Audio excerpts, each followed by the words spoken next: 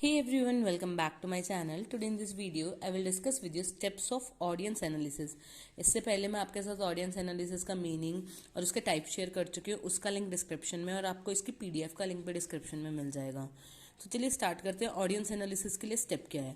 अब audience analysis क्या होता है? ऑडियंस एनालिसिस यानी जिसको सेंडर मैसेज कन्वे कर रहा होता है उस ऑडियंस के बारे में जब हम चेक करते हैं तो उसे हम क्या बोलते हैं? Audience analysis.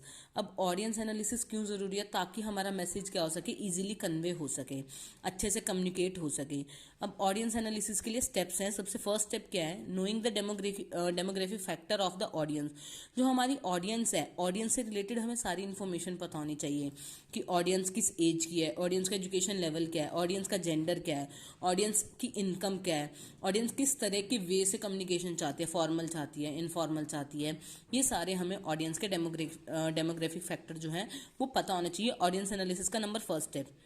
Number 2, having information regarding the size and composition of audience. अब हमें ऑडियंस का साइज पता होना चाहिए कि ऑडियंस साइज में कैसी है। साइज का मतलब है यहाँ पे लोग कितने हैं, थोड़े हैं, ज़्यादा हैं, या 100 हैं, 50 हैं, इस तरीके से साइज के बेसिस पे पता होना चाहिए। Composition of the audience. Composition of the audience क्या होगा कि ऑडियंस किन किन लोगों के ग्रुप से मिलकर बनी है। कॉम्पोजिशन यानी उसमें कितने कितने तरह के लोग हैं, उनका एजुकेशन लेवल क्या है, उनका स्टैंडर्ड लेवल क्या है, उनका प्रेफरेंस किस चीज़ को ज़्यादा देते हैं, किस चीज़ के बेसिस पे ऑडियंस को क्लासीफाई कर रखा है, ऑडियंस को कंपोजिट कर रखा है कि ऑडियंस को जेंडर के बेसिस पे कंपोजिट कर रखा है, मेल और फीमेल ऑडियंस जो है कंपोजिट अलग कर रखी है, या फिर उनके एजुकेशन लेवल के बेसिस पे कर रखा है, या फिर उनकी रैंकिंग के बेसिस पे हमने ऑडियंस को कंपोजिशन कर रखा है।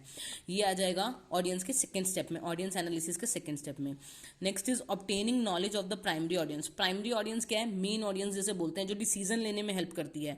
तो हमें प्राइमरी ऑडियंस के बारे में भी इंफॉर्मेशन होनी चाहिए कि प्राइमरी ऑडियंस है कैसी, उसका डिसीजन मेकिंग पावर कैसा है, वो कैसे रिजल्ट को एनालाइज करती है। ये सारी चीज़ें हमें पता होनी चाहिए प्राइमरी ऑडियंस के बारे में। थर्ड स्टेप है।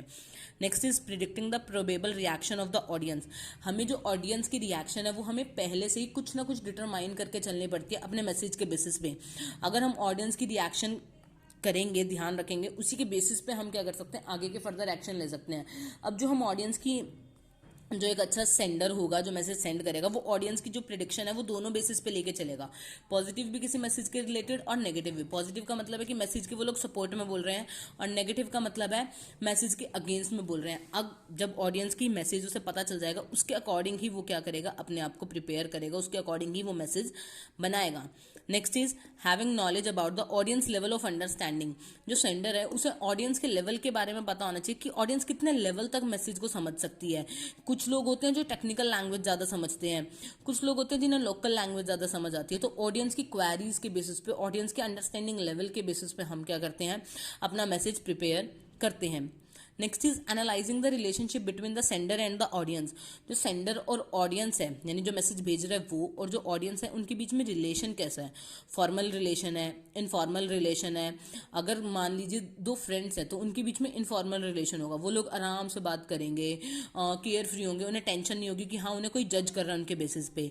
पर और अदरवाइज अगर ऑडियंस और सेंडर के बीच में क्या है, फॉर्मल रिलेशन है, तो वहाँ पे सेंडर को रहेगा कि हाँ हमें जज किया जाएगा, हमारी हर एक स्टेप पे हमें जज किया जाता है। जैसे हम मीटिंग को प्रेजेंट करते हैं, तो मीटिंग में जब हम प्रेजेंटेशन देते हैं तो हमें हर एक बेसिस पे जज किया जाता है कि हम खड़े कैसे हैं, हम कैसे बोल रहे हैं, कैसे हम प्रेजेंट कर रहे हैं, क्या हमने डेटा चूज किया है।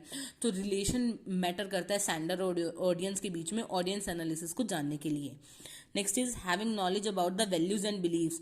वैल्यूज और बिलीव्स का मतलब है कि जो सेंडर है, जिस ऑडियंस को वो टारगेट कर रहा है, ऑडियंस कैसे मैसेजेस और बिलीव्स पे विश्वास करती है। जैसे फॉर एग्जाम्पल कि अगर एक पर्सन है वो वेजिटेरियन फैमिली से बिलोंग करता है और किसी पर्सन को एडवर्टीजमेंट करनी है, सेंडर है, उसे मैसेज कन्वे करना है, तो वो वेजिटेरियन को ध्यान में रखते हुए मैसेज कन्वे करेगा कि इसमें एग नहीं है, या जो डेयरी प्रोडक्ट से मिलके बना है। तो कुछ भी ऐसा कंटेंट अपने में लाएगा जिससे उसके रिलीजियस बिलीव्स इफेक्ट ना हो, किसके, ऑडियंस के।